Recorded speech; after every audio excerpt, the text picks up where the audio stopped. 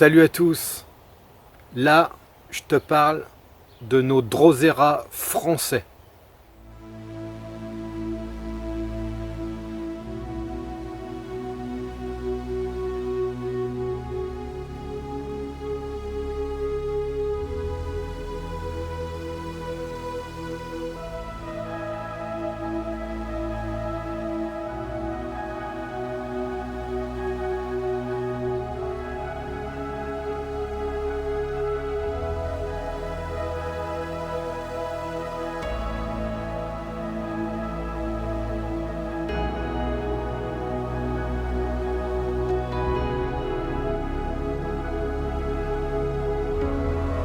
Nos Drosera français, il y en a trois. Et je parle d'espèces pures. Donc, Anglica, Intermedia, Rodendifolia. Donc, avant que tu te poses une multitude de questions, oui, tu peux les mettre en tourbière. C'est des Drosera français qui poussent partout en France dans des conditions très extrêmes au niveau des températures.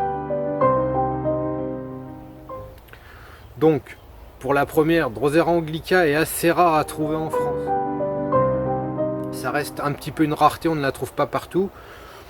Nous, sur le secteur, on a juste une tourbière où c'est que Drosera anglica pousse, avec Drosera intermedia aussi que on trouve un petit peu moins. Mais alors Rodendifolia, celle-là, vous la trouvez quasiment dans toutes les tourbières, toutes les parties un peu humides où c'est qu'il y a de la sphène. Donc moi, en Rodendifolia, j'ai pas forcément trouvé les plantes que dans des milieux classés tourbières. Je les ai déjà trouvées en bordure de route, en pleine forêt, dans des fossés. Suffit que tu aies un petit ruisseau, un petit peu de sphène et une terre assez acide. J'ai déjà trouvé Rodendifolia sans souci. Et par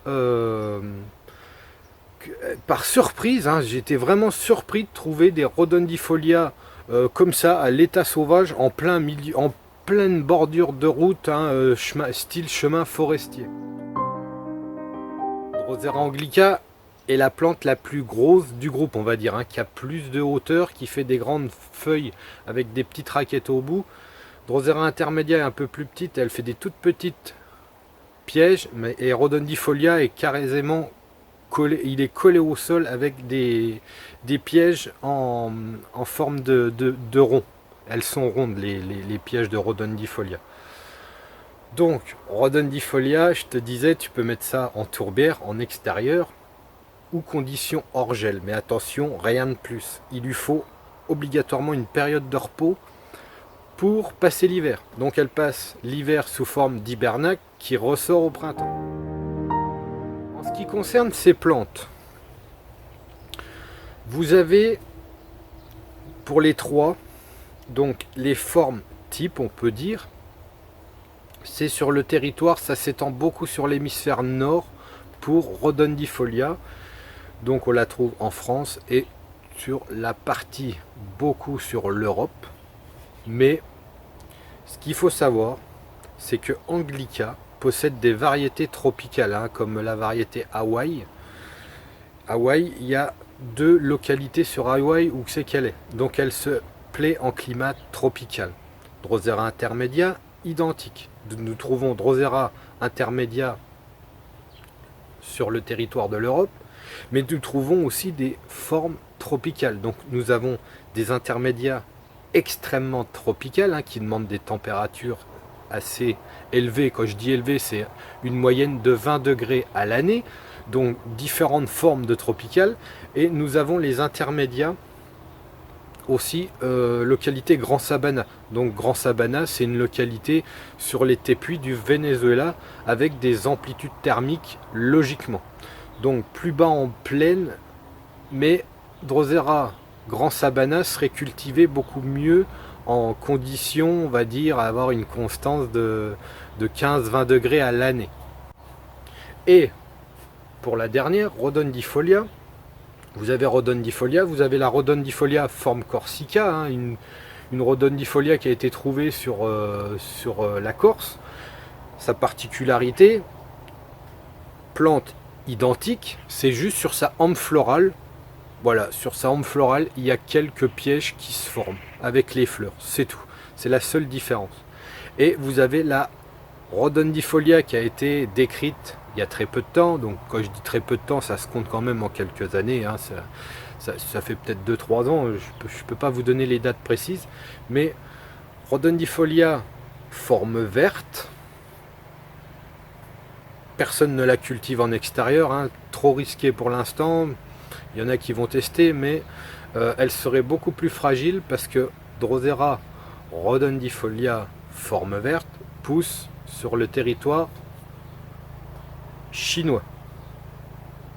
Donc voilà un petit peu la description, vous voyez ça, c'est un groupe, il y a 3 plantes, mais ça s'éparpille un petit peu, hein, on la trouve partout dans le monde, suivant ses conditions, elle s'est adaptée et elle a muté d'une certaine façon où c'est des variétés qui seront peut-être plus tard classées en espèces à part, peut-être que demain Drosera anglica Hawaii portera un nouveau nom, peut-être que Intermedia Grand Sabana changera de nom, ça on ne sait pas. Donc pour l'instant, elles font partie des groupes, donc faites attention, il y a différentes localités, hein, c'est pareil, j'ai la Rhodondifolia, l'Intermedia de Floride, mais je la cultive en climat hors gel. Ce n'est pas une plante tropicale. Donc, moi, le point important que je n'arrivais pas à tenir, ces fameuses plantes, on va dire qui peuvent être classées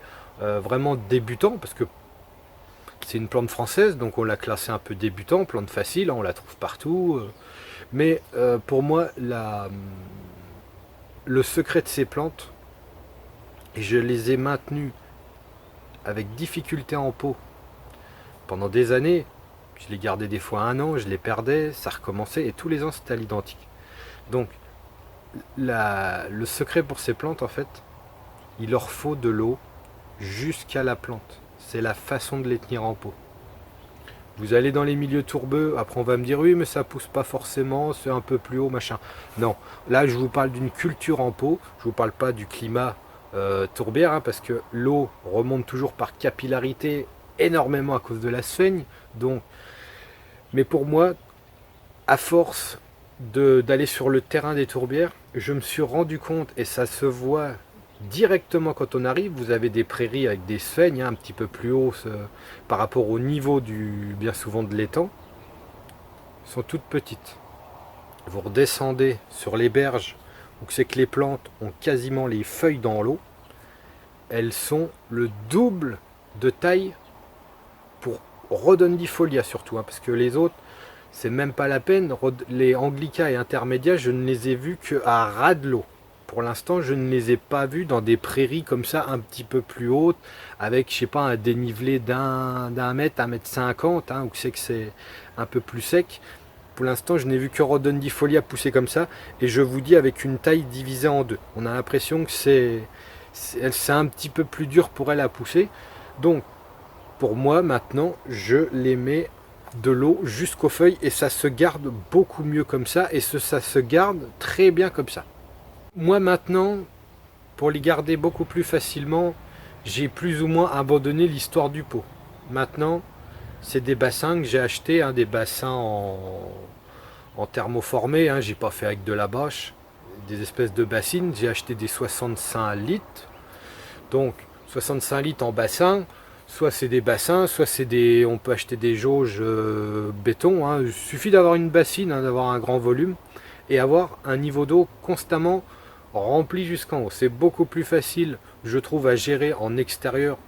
De toute façon, il n'y a pas forcément besoin de garder Rhodondifolia et compagnie dans une serre, vu que elles ont les conditions optimum pour pousser dans vos jardins. Voilà un petit peu les installations de 2021. Donc c'est les bacs à bassin, comme je vous disais, détrempés jusqu'en haut. Et nous pouvons voir les petits hibernacles qui attendent désespérément le printemps pour ressortir. Donc voilà, ça c'est Rhodondifolia, comme je vous ai dit, il y a Intermédia. Et donc l'Anglica qui produit des hibernacles beaucoup plus gros. Quand je dis dans vos jardins, c'est pas en pleine terre, hein, parce que il faut un substrat Donc je vais le dire tout de suite, c'est un substrat pour moi, je me pose même pas la question, c'est 100% tourbe. Pas de sphaigne, parce que la sphaigne en général, moi j'aime pas trop parce que la sphaigne vivante va les étouffer, donc vous risquez de perdre des pieds.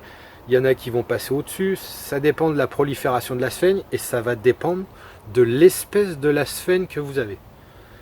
Dans les sphènes, il y a différentes variétés, ça il faut le savoir, avec des variétés qui font plus ou moins des longs fils.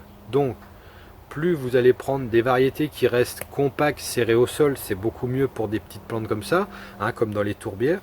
Bien souvent on les voit, elles sont en compagnie de sphènes avec les têtes rouges, et elles sont vraiment petites de chez petites. Si vous prenez un petit peu des sphènes qui vont plus se rapprocher des climats tropicaux mais qui s'adaptent très bien chez nous, le problème c'est qu'ils vous vont faire des grands fils et prendre de la hauteur. Donc c'est pas forcément des fois le top, faites attention, il y a différentes variétés de sphènes.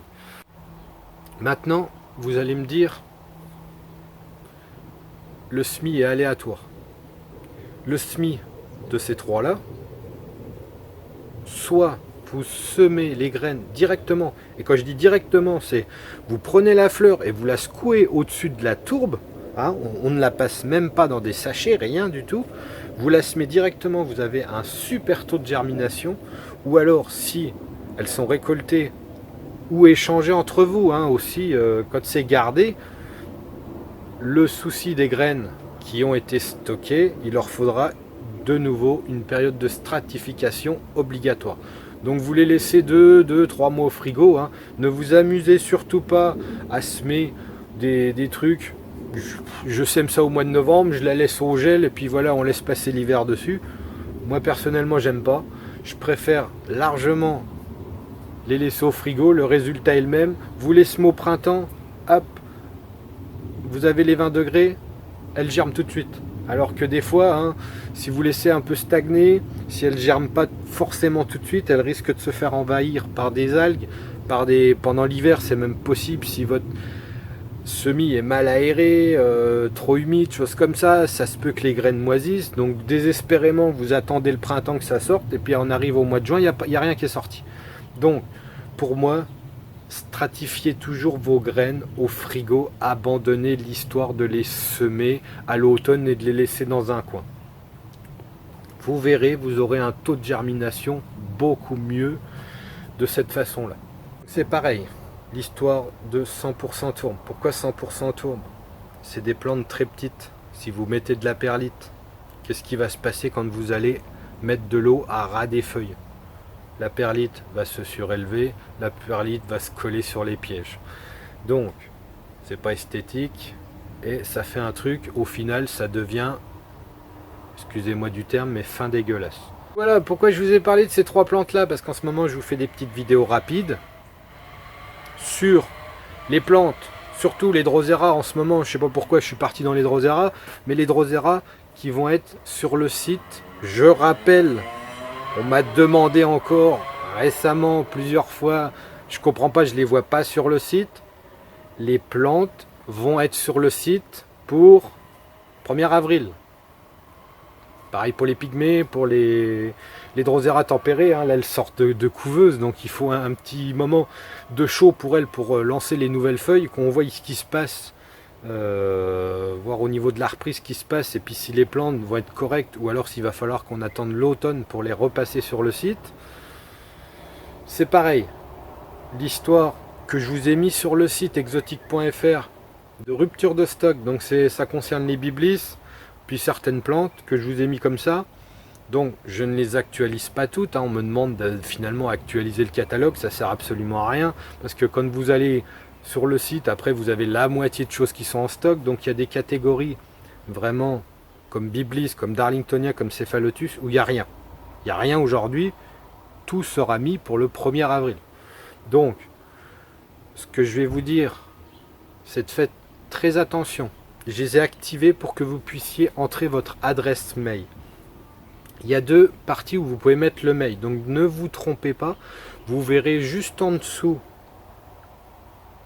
Ce produit est en rupture de stock, vous avez un petit rectangle. Vous mettez votre adresse mail. Si vous êtes connecté sur le site, il suffit de cliquer dessus. Vous n'avez pas besoin de mettre votre mail, il va vous reconnaître, vous cliquez dessus et il vous met un petit message du style « Vous serez contacté dès la mise en ligne ». Parce que tout en bas, vous avez une partie marquée « Lettre d'information » et vous pouvez saisir une adresse mail. Ça, il ne faut pas le remplir. Ça ne vous avertira en rien sur le produit qui sera de nouveau en stock. Donc voilà, je pense avoir fait le tour au niveau de ces trois-là. Si vous avez des questions, surtout n'hésitez pas. Maintenant, je suis là pour ça. N'hésitez pas à me contacter par Messenger. Et je vous réponds sans souci dans la journée. Donc sur ce, je vous dis à la prochaine et portez-vous bien.